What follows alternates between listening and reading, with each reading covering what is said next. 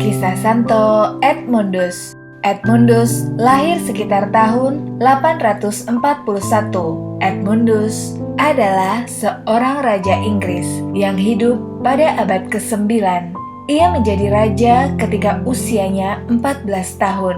Namun, jabatan yang tinggi itu tidak menjadikannya congkak atau sombong. Sebaliknya, ia menjadikan Raja Daud, tokoh dalam perjanjian lama itu, sebagai teladan hidupnya.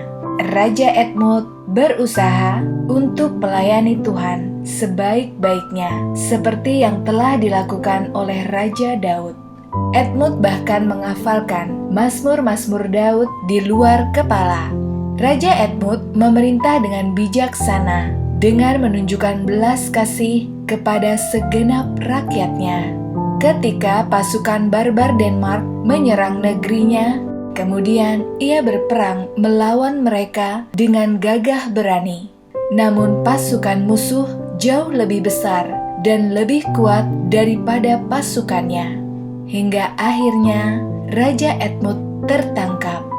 Pemimpin barbar tersebut bersedia menyelamatkan nyawa dari Raja Edmund jika Raja Edmund setuju dengan beberapa syarat yang mereka ajukan. Tetapi oleh karena persyaratan-persyaratan tersebut adalah menentang negara dan agamanya, maka Raja Edmund pun menolak. Raja Edmund dengan tegas menyatakan bahwa ia tidak akan pernah menyelamatkan nyawanya dengan menghina Tuhan dan rakyatnya. Dan karena geram, pemimpin kafir itu menjatuhkan hukuman mati kepada Raja Edmund. Lalu Raja Edmund diikatkan ke sebatang pohon dan dicambuki dengan kejam. Namun Raja Edmund menerima semua siksaannya itu dengan sabar, sambil terus menyebutkan nama Yesus untuk memberinya kekuatan. Kemudian para penyiksa membidiknya dengan panah-panah ke seluruh bagian tubuhnya. Para pemanah itu membidik dengan hati-hati agar tidak mengenai tubuhnya yang vital, sehingga penderitaannya dapat diperpanjang. Ratusan anak panah menghujani tubuh Raja Edmund hingga disebutkan bahwa tubuh Raja Edmund kelihatan berduri seperti landak. Dan pada akhirnya Raja Edmund dipenggal kepalanya, dan Raja Edmund pun meninggal pada tahun 870.